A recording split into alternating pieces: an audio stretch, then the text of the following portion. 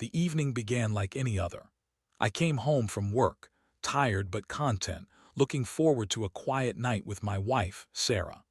The soft glow of the living room lights welcomed me, and the scent of her favorite pasta wafted through the air. Little did I know that this night would unravel the fabric of our marriage, exposing the threads of deceit woven into its core. Sarah had been uncharacteristically chipper, her laughter echoing in the small space as she danced around the kitchen, stirring the pot and humming a tune. It was infectious, and I couldn't help but smile as I watched her. We shared a bottle of wine over dinner, our conversation flowing easily, punctuated by laughter and soft touches. But as the hours passed, I noticed the shift in her demeanor. The wine had a way of loosening her inhibitions, and soon, the lightheartedness gave way to a tipsy haze. It was around midnight when her giggles faded into silence. I could see the exhaustion creeping in, her eyelids drooping as she slumped against the couch. I thought about putting her to bed, but then she looked up at me with those bright blue eyes. A mix of affection and something else, something I couldn't quite place. "Do you ever think about how we got here?" she asked suddenly, her voice slurring slightly.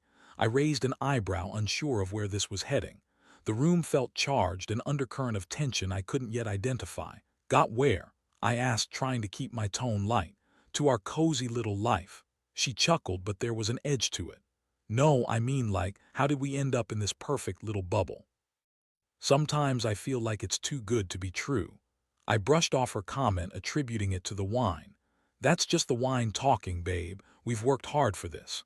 But as I watched her, I felt an unsettling sensation creeping into my gut. I couldn't shake the feeling that something was off. As she poured herself another glass, I instinctively pulled out my phone, thinking it might be a good idea to record the moment. Maybe I wanted to capture her laughter, or perhaps I sensed that this night was about to take a turn I wouldn't expect. And then it happened. The moment that would change everything. Sarah leaned back, her head lolling slightly as she stared at the ceiling.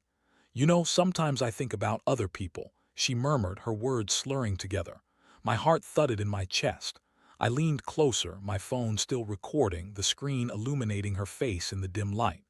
"What do you mean?" I asked, my voice barely above a whisper, as if speaking too loudly would shatter the fragile bubble we were in. She turned her gaze to me, and for a moment I saw clarity in her eyes, a glimmer of the woman I fell in love with.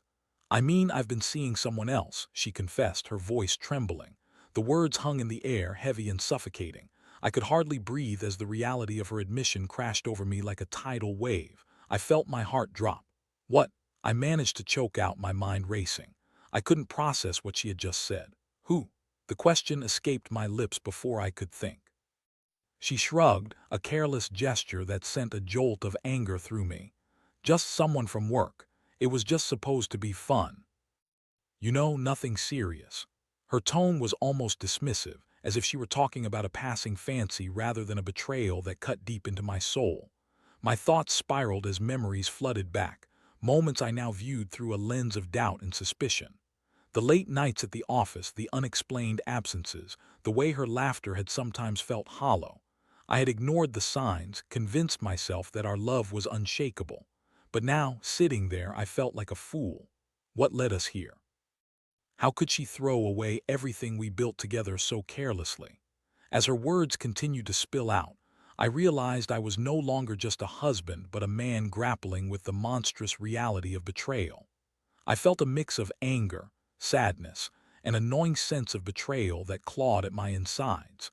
Recording her confession wasn't just for proof. It was a desperate attempt to grasp the reality I was unwilling to accept. I needed clarity, a way to confront her later when the wine-induced haze wore off and the truth settled into something more concrete. As she rambled on, I felt my heart harden. This wasn't just a drunken confession. It was the beginning of a storm I never saw coming. I had to confront this to make sense of the chaos she had unleashed in my life. The room felt colder as silence fell between her drunken rants. I took a deep breath, steeling myself for what I had to do next. I needed to confront the situation head-on. My heart raced with questions that demanded answers. How long had this been going on? Why her? What did I do wrong? But for now, all I could do was listen, the weight of her betrayal pressing down on me like a leaden shroud. The weight of Sarah's confession hung in the air like a thick fog, suffocating and disorienting. I felt as if I were trapped in a surreal nightmare, watching the woman I loved unravel before my eyes. Her laughter had turned into a stream of regret and excuses, and I sat in stunned silence, my phone still recording every word. The flickering screen illuminated the growing shadows in the room, echoing the darkness that was creeping into my heart. "It's not like I wanted to hurt you," she continued, her words slurred but laced with a strange mixture of sincerity and guilt. I don't know, it felt exciting. You know how life gets boring sometimes." She laughed lightly, but the sound was hollow, devoid of any real amusement. I felt my stomach churn as her justifications washed over me. Boring, was that really her excuse? I had poured my heart and soul into our marriage, into building a life together, and she had reduced it to mere boredom. Anger flared inside me, but I kept it at bay, forcing myself to listen to understand the depths of her betrayal. "His name is Mark," she said, almost casually, as if she were sharing the name of a new acquaintance rather than the man who had invaded our lives. "He's just a guy from the office. We've been seeing each other for a few months now." Months. The word echoed in my mind, each syllable striking like a hammer against glass. I was shattered, left to pick up the pieces of a reality that felt increasingly foreign. I thought back to the times she had come home late, the vague excuses she had given, and the way my heart had always trusted her even when my instincts whispered otherwise. "Sarah," I said, my voice trembling despite my effort to sound steady. "How could you do this? You know how much I love you." The pain in my chest was palpable, a physical ache that threatened to consume me. Her gaze faltered for a moment, and I caught a glimpse of something, regret perhaps, but it was fleeting. She quickly masked it with another swig of wine, her lips curling into a defiant smile. "I didn't mean to fall for him. It just happened."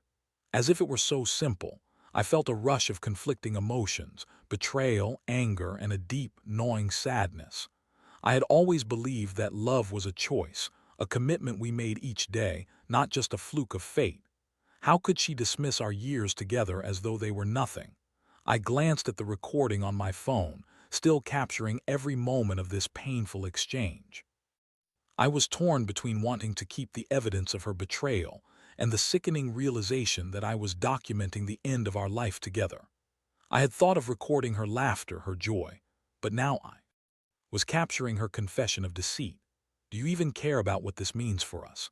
I pressed, my voice rising despite my attempts at restraint. "What about our future, our dreams? Did they mean nothing to you?" "Of course I care," she shot back, her tone defensive. "But you're not perfect either, you know. Sometimes I feel like I'm living with a stranger. You're always working late, and when you're home, you're on your phone or lost in your thoughts. I just wanted to feel alive again." Her words struck a nerve, igniting a whirlwind of guilt and anger. I had been focused on my job, striving to provide for us, to build a stable life, but I had neglected the emotional connection that had once bonded us. Did that justify her actions? No, but it forced me to confront the reality that our relationship had been fraying long before this betrayal. "I know I haven't been around as much," I admitted, my voice softer now, trying to bridge the chasm between us.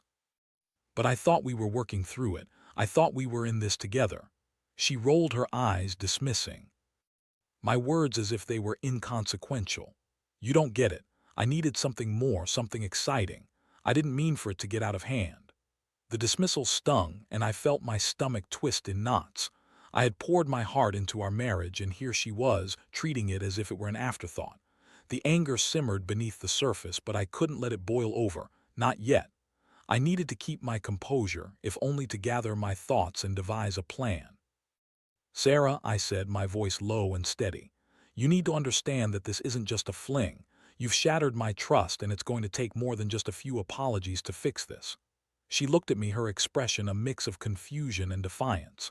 "What do you want from me? I'm telling you the truth, aren't I? Isn't that what you wanted? Truth." The word felt heavy in my mouth. She was right. I had asked for honesty, but this wasn't the kind of truth I had envisioned. I wanted to believe that we could work things out, that we could navigate through the stormed together, but now I was faced with the reality that our foundation had been eroded. I need time to process this, I finally said, my heart pounding in my chest. The room felt suffocating, the air thick with unspoken words and unresolved emotions. I don't know what this means for us. She nodded slowly, her eyes darting away, and I could see the realization dawning on her. This wasn't just a drunken confession. It was the beginning of the end, and we were both standing at the precipice, unsure of how to take the next step. As the silence enveloped us, I felt a resolve hardening within me. I needed to confront this head-on, to unravel the tangled web of lies and deceit that had ensnared our lives. I couldn't let this betrayal define me or our future. I would find a way to reclaim my life, even if it meant facing the pain head-on. And as I looked at Sarah, the woman I had loved so fiercely, I knew that this was just the beginning of a long and painful journey. The questions loomed large in my mind, but one thing was clear. I had to confront the truth, both for her and for myself. The silence that followed Sarah's confession felt heavy and suffocating, as if the air around us had thickened with the weight of unspoken truths. I could see the wheels turning in her mind, her eyes darting around the room as if searching for an escape. I felt a mix of anger and pity for her, pity for the woman I had loved and who had now become a stranger. "Do you even realize how much you've hurt me?" I asked, my voice steady but laced with emotion. "This isn't just a casual fling, Sarah. You've betrayed my trust, and that's not something that can be easily mended." She opened her mouth to respond, but then closed it again, uncertainty flickering across her face. I could see the alcohol clouding her judgment, but it was more than that. It was the realization that she had crossed a line and now there was no going back. "I didn't mean to hurt you," she finally said, her voice barely above a whisper. I felt so alone. You've been so focused on work, and I thought I could find that connection elsewhere." Her words struck a chord within me, resonating painfully with the guilt I had been carrying. I had been so wrapped up in my career, the demands of my job consuming me, that I had failed to notice the cracks forming in our relationship. I had taken her for granted, assuming our love was strong enough to withstand the storms of life. But now, as I sat there, I understood that relationships required constant nurturing, and I had neglected that duty. "I get that you were feeling lonely," I said, my voice softer now, trying to reach out to her. "But cheating isn't the answer. You could have come to me, we could have worked through it together. But you weren't there," she shot back, her frustration boiling over. "You were always too busy to notice me, to notice us. I felt invisible, and Mark made me feel seen again." The mention of his name sent a jolt of anger coursing through me. Mark. The man who had taken my wife's heart, even if it was just for a fleeting moment. I clenched my fists, struggling to keep my emotions in check. "So, what, you decided to throw away everything we've built for a moment of excitement?" I asked, my voice rising. "You think that's fair to me?" Tears began to well in her eyes, and for a moment I thought I saw genuine remorse flash across her face. "I know it's not fair," she admitted, her voice trembling. I didn't think it would go this far. It was supposed to be fun, just a distraction." A distraction. The word felt like a slap in the face. I had been her partner, her confidant, and she had reduced our life together to a mere distraction. I felt a surge of betrayal that threatened to drown me. "You need to understand something," I said, my voice firm. "This isn't just a mistake, this is a choice you made. You chose to be with him, you chose to betray me." The tears spilled over and she buried her face in her hands. "I'm so sorry," she sobbed, her body shaking with the weight of her guilt. "I never wanted to hurt you, I didn't know how to cope with everything. I thought I could handle it, but I was wrong." As I watched her break down, I felt a pang of sympathy mixed with my anger. I had loved this woman fiercely, and seeing her in pain stirred something deep within me. But the reality was that her pain stemmed from her own choices, and I couldn't allow my heart to soften too quickly. I had to be cautious to protect myself from further hurt. "I need time, Sarah," I said, my voice steady but distant. "I can't just brush this aside. You need to understand the gravity of what you've done." She nodded, her eyes filled with regret. "I know. I'll do whatever it takes to fix this. I'll end things with Mark, I promise." The words hung in the air, but I couldn't bring myself to believe her. How could I trust her again? The foundation of our marriage had been shaken and the cracks were too deep to ignore. It's not just about ending things with him, I replied, my heart heavy. It's about rebuilding the trust you've shattered. It's going to take a long time, and I don't even know if we can come back. From this, I felt the weight of the truth settle heavily between us. We were standing on the brink of a precipice, and I wasn't sure if I had the strength to take that leap back into the unknown. The road ahead was fraught with uncertainty, and I had no idea how to navigate the churning waters of betrayal. As the minutes ticked by, I could feel the tension in the room thickening. I glanced at the recording on my phone, realizing that I had captured not just her confession but the raw emotions swirling between us. This moment was pivotal, a turning point that would define the trajectory of our relationship. "Sarah," I said, my voice softer now, "I need you to be honest with me. Why did you feel the need to seek out someone else? What was missing between us?" She looked at me, her eyes glistening with unshed tears. "I don't know," she admitted, her voice breaking. "I guess I thought I could find something I was missing in someone else. I thought it would be exciting, and it was, but it didn't mean anything. I love you, and I don't want to lose you." The sincerity in her voice stirred something deep within me, but I couldn't allow myself to be swayed by her tears. Love wasn't enough to mend what had been broken. I needed to be strong to protect myself from further pain. "I don't know what the future holds for us, but I can't make any promises right now," I said, my heart heavy with uncertainty. "I need to process this, to think about what I want." As I looked at her, I realized that this was only the beginning of a long and painful journey. The road ahead would be fraught with challenges, but I had to confront the truth, no matter how painful it was. I had to reclaim my life and my dignity, even if it meant facing the darkness head-on. The night stretched on, and I felt the weight of our unspoken fears and hopes pressing down on us. We were both lost, but I knew one thing for certain: I would not let her betrayal define me. I would rise from the ashes of this broken trust and find a way to move forward, even if it meant leaving her behind. The night dragged on, the weight of Sarah's confession hanging in the air like a storm cloud ready to burst. I sat there, still processing everything, my heart a tumultuous mix of anger, betrayal, and a flicker of hope that perhaps we could salvage something from the wreckage of our marriage. But as the minutes turned into hours, I realized that hope was a fragile thing, easily crushed under the weight of reality. I glanced at Sarah, her face streaked with tears, her eyes red and puffy. The woman I had loved so deeply now appeared so vulnerable and broken, and yet a part of me struggled to feel sympathy. How could I empathize with her when she had chosen to betray me?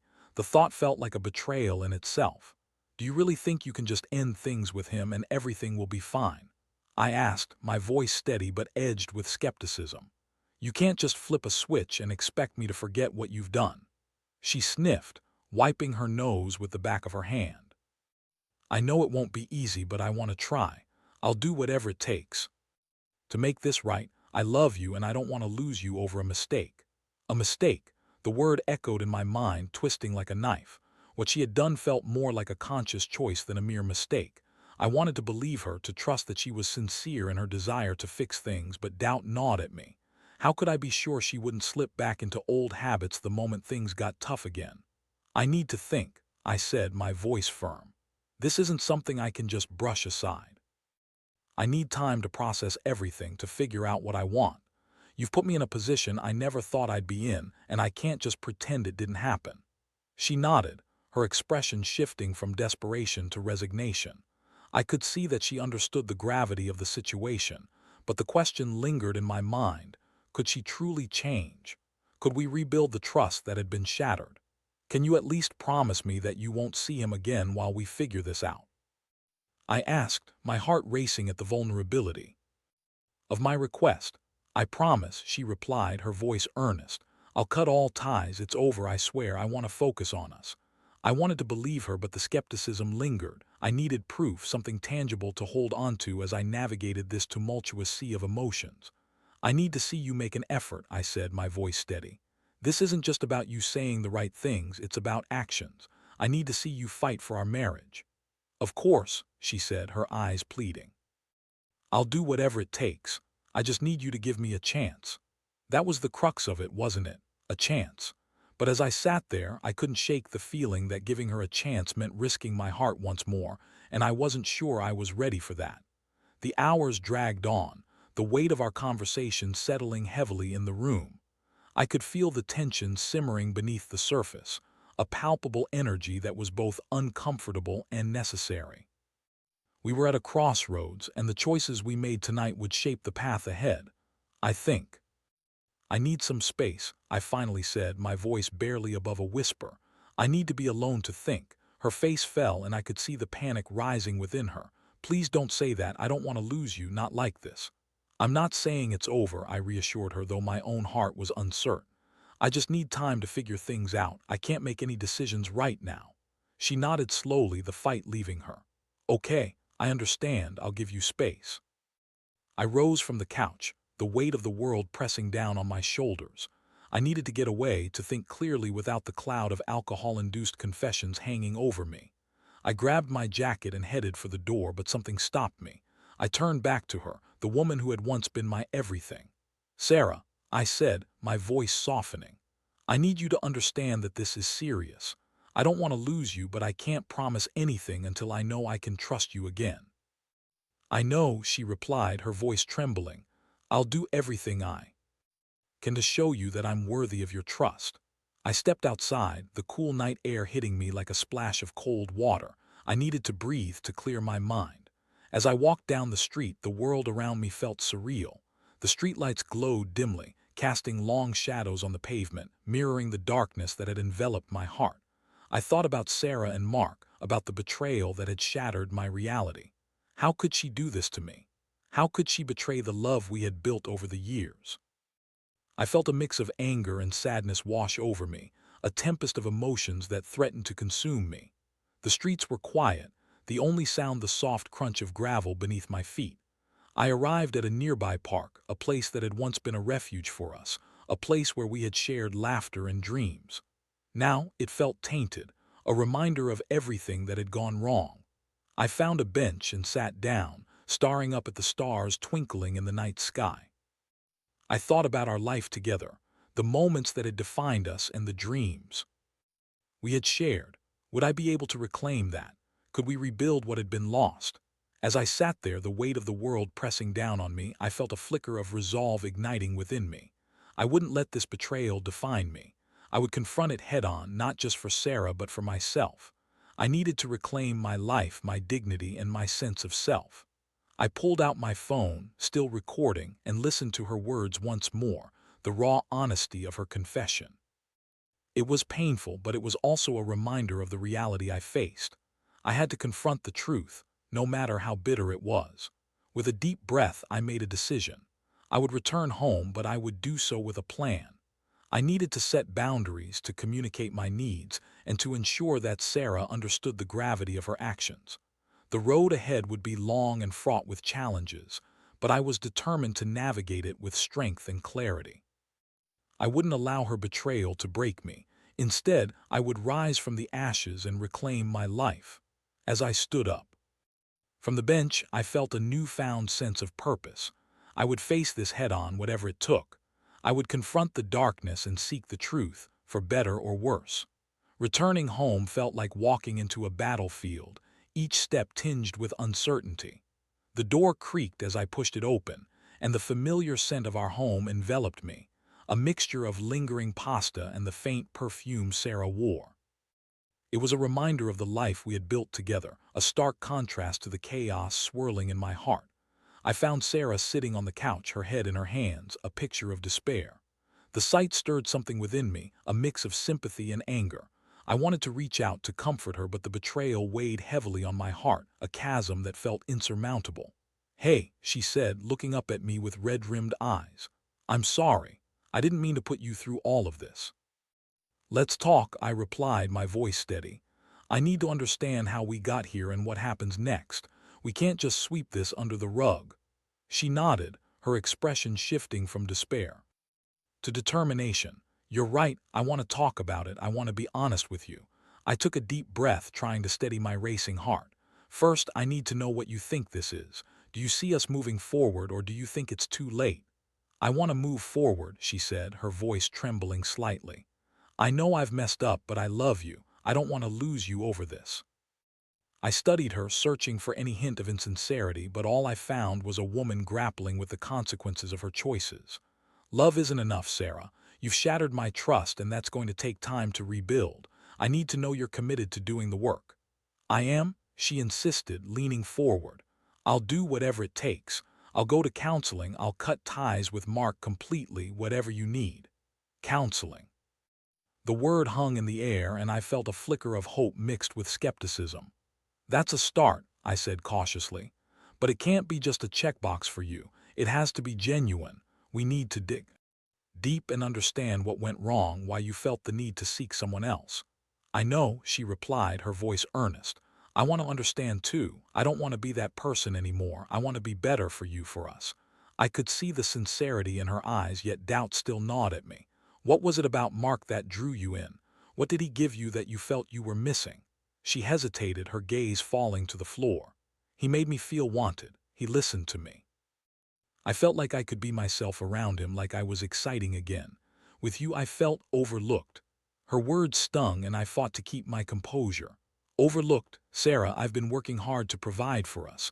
I thought that was part of our partnership. I thought you understood how much I loved you. I did, but I didn't feel it. I thought I could find that spark again elsewhere. I was wrong, she said, her voice breaking. I realized now that I was chasing a fantasy, and I lost sight of what really mattered. The admission felt like a small step forward, but the road ahead was still fraught with uncertainty. You need to understand that this isn't just about you, it's about us. We have to communicate better to prioritize our relationship. I can't be the only one putting in the effort. I promise I'll do better, she said, her voice filled with conviction. I want to be the partner you deserve. I want to fight for us. Fighting for us means being transparent, I replied, my heart heavy with the weight of her betrayal. I need to know you're committed to this, that you won't run back to him when things get tough again. I swear I won't, she said, tears spilling down her cheeks. I'll prove it to you. I'll cut him out of my life completely. I'll show you that I'm serious about making this work. The sincerity in her voice tugged at my heart, but I couldn't ignore the fear that lingered in the back of my mind. You need to understand that trust is earned, not given. You've broken my heart, and it's going to take time for me to heal. I know, she said, her voice trembling. I'll give you all the time you need. I just hope you'll let me back in. As I looked at her, I felt a flicker of the love I once had for her, a love that had been overshadowed by betrayal but was still there, buried beneath the pain. I wanted to believe that we could make it through this, but I also knew that the road ahead would be long and challenging. Let's take it one day at a time, I said finally, my voice steady. We need to rebuild our foundation, and that's going to take work from both of us. I need to see you make an effort, not just in words but in actions. I will, she promised, her eyes filled with tears. I'll do whatever it takes to show you that I'm committed to us. With a heavy heart, I took a seat on the couch beside her. The air was thick with uncertainty, but for the first time in a long while I felt a spark of hope.